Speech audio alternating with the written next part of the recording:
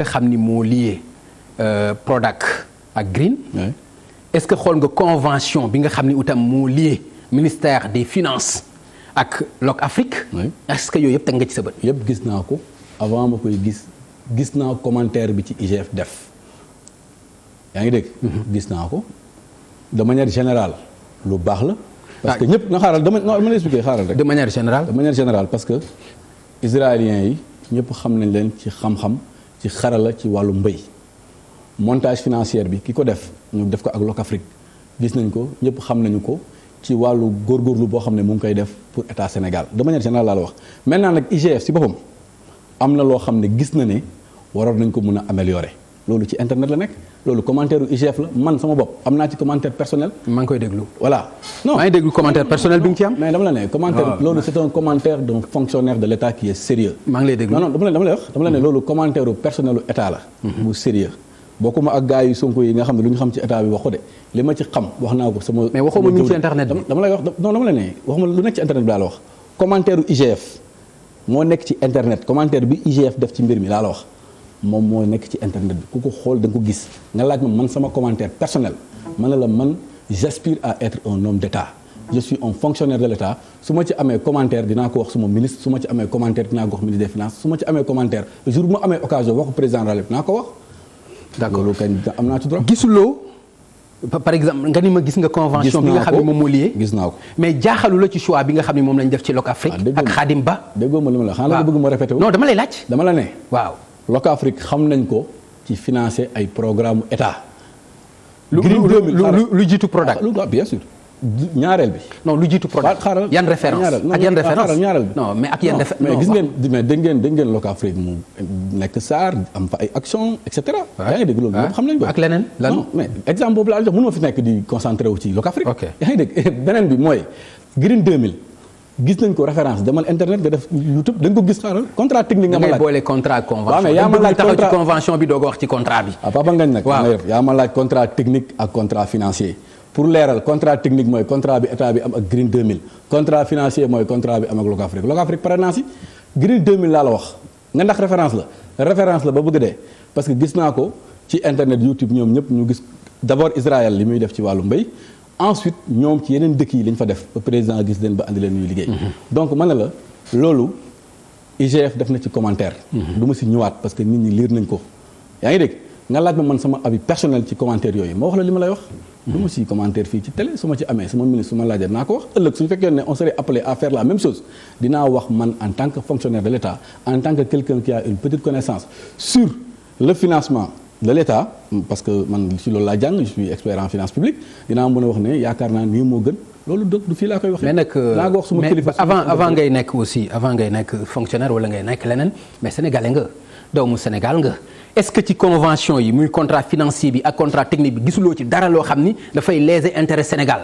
Papa Ngagne déggoo li mu lay wax de dama la ne man sama bopp dañ maa dénk mbir ma nekk kilifa ci administration Sénégal dafa am lu muy doxee. mais du ma ñëw fii def commentaire naan waaye et cetera fii la xari jaar fii la xari jaar mais nag jour bu nga xam ne je serai appelé à la donner à la plus haute station possible dinaa ko wax en pensant en se rappelant que man sama jàng yëpp Sénégal moo ko fay donc lépp lu may def du ma ci def lu dul intérêt Sénégal.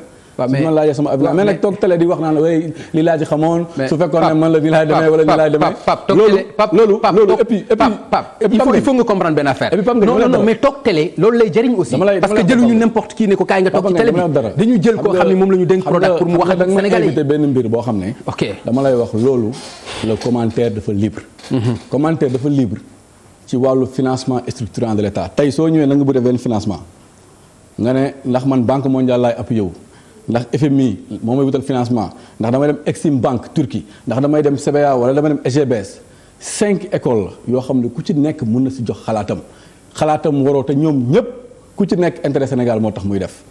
donc loolu ay commentaires lay andi et ces commentaires là sont inutiles. xam nga lu am solo. mooy nga laaj ma état des lieux ma wax la li ma ci gëm. ba pare nga laaj ma Prodac lu muy def ma wax la ko xool Prodac fi ma koy jëmee nit ñi mën a jouer si loolu. je pense que loolu moo ëpp solo. léegi ci biir marché yi amu ci gré à gré ak Green. gré à gré ak Green. non Green marché bi entente directe la boo xam ne ARMP moo ko autorisé loolu je pense que wax nañ ko ñëpp leer na si bopp ñëpp. ARMP moo ko autorisé parce que effectivement ils ont démontré que jamono boobu Green amoon na capacité technique yi. ñoom ñoo amoon modèle bi et cetera loolu wax nañ ko je pense que ce n'est plus un débat. voilà loolu moom c'est clair. d'accord léegi wax nga ma léegi ni ma travaux yi toll na ci 50% nga ma wax. 4 DAC la ñu waroon def. waaw 4 DAC. benn bi pare na. ok définitivement ba ñu réceptionné ko. beneen bi fii ak ñetti weer. 4 DAC yi mooy Itato bu Kédougou. waaw Itato. CFA bu Sédhiou. oui. ak Kër Samba Kane ak bu Diourbel Kër Momar Sarr Louga. voilà ak Sangalkam aussi bokk na ci. waaw Sangalkam du ci bokk ñu ngi ko siy bëgg boole pour jéem a xool naka lañ koy mën a. mais boobu du ak green ak bid la wala. non Sangalkam bi green la ñu le président sàkk pour mu def ko. d'accord kon bid bi ma ci doon dégg daf ci bokkatul. wala non bid bokk na ci bid mu ngi def yeneen programme. waaw bid mu ngi def Fafakuru. ok mu ngi def Boulel mu ngi def Dodji mu ngi def Toubacouta Foundiougne. ok loolu ça n'a amul benn problème foofu ñu ngi ci études yi. marché public la boo xam ne dañ ko ibbi selon les conditions de l'État du Sénégal et selon les conditions de la BID amul gré à gré. naka lay demee boobu aussi dañ koy jox ñeneen comme green wala naka lay demee. boobu dafa nekk d'abord ci études yi lañ toll. def nañ ko mu nekk appel d'offres international. plus de 98 personnes ñoom ñoo sàkku woon pour def études yi finalement jël nañ ci ñeent ay cabinet mauritanien si lañ bokk ay cabinet malien si lañ bokk ay cabinet tunisien si lañ bokk ak ay cabinet sénégalais. loolu tax nag parce que appel d'offre international la parce que règle BID aussi dafa commandé loolu. bépp pays bu nekk membre BID am nga droit sàkku pour bokk ci. boobu foofu la ñu toll yaakaar naa fii ak weer wala weer ak genn wàll études yi dëkk yooyu nañ ko def ñu def ko ci ñetti weer wala ci ñeenti weer ñu après lancer marché yi mu nekkaat appel d'offre international pour réaliser ñeenti DAC yooyu. ak ay cahier de charge. ak des cahiers de charge très clairs. green moom amoon na cahier de charge. green web bi naturellement soo amee marché kañ am nga cahier de charge. c'est sur la base du cahier de charge la ñuy suivre. yow gis nga cahier de charge bi. mais bañ a ko gis maa ko gis. Papa Ngagne xam nga. non dama lay laaj non mais dama lay non mais xam nga nag Papa Ngagne faut nga xam dara je suis jeune quand même. waaw mais je suis très responsable. mënoo ma taxaw fii ma ne man maay diriger Prodac nekk fa depuis ñetti weer nga may laaj détails yooyu. voilà loolu am na tamit. d'accord soo ko waxee sax quand même damay am tuuti. waaw d'accord Pape Malick question bi Pape li ma bëgg ñu ñëwaat ci mooy wax nga ma pare na ko à 50% jot na xaalisam à 50%. waaw 50% xaalisam naka la ko jotee est-ce que dañu respecter ni nga xam ni noonu lañ ko war a joxe par tranche par année. annuellement. wala naka lañ ko joxe. du woon par tranche par année. mais tranche la woon par rapport aux travaux exécutés. ok loolu dama ko fi fekk man bu ma fi ñëwee ba léegi damaa ñëw juste rek ma fekk sama ministre moo fi nekkoon doon liggéey maa ngi koy remercier walla de passage ci liggéey bi mu liggéey pour jàppale ñu ci loolu ma fekk ba mu décanté paiement bi nga xam ne moom la ñu waroon jox kirin boo xam ne moom moo naroon yeggali paiement wu Kër Momar Sarr.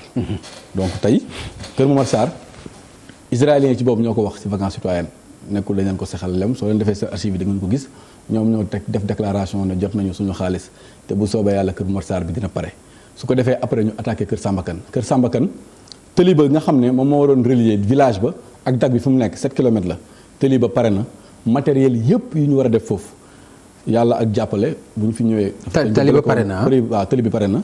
yàlla ak jàppale bu ñu ñëwee amoon na ay conteneurs yu ñu bloqué woon port ci jàppale suñu ministre ak yëpp fexe nañu ba ñu décanté ko matériel yi ñu ngi ci dëkk Kër Samba Kane dañ ko transporté ba mu des 7 kilomètres bi base logistique ba nga xam ne moom moo war a def affaire bi pare na.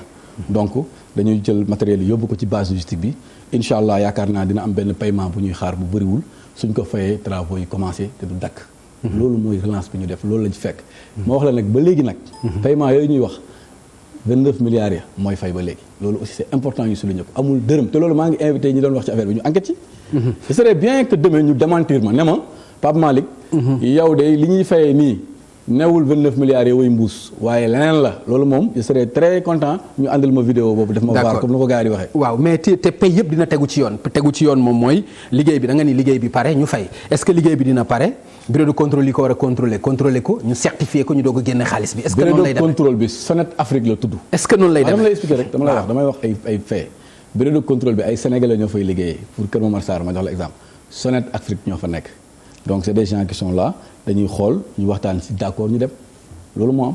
en tout cas waxi d'accord ñu dem waxuma ko itam li may wax moom mooy liggéey bi pare na liggéey bi nga xam ni waroon nañ ko def ci telle période pare na ñoom bureau de contrôle bi ñëw contrôler vérifier certifier après ñu doog a fay est-ce que procédure paiement bi noonu lay demee wala dafay neneen lay demee. man de fi ma fiy nekk laa la wax de. waaw loolu lay demee te ñoom it Sonet Afrique fa laa leen fekk andiwuma leen fa.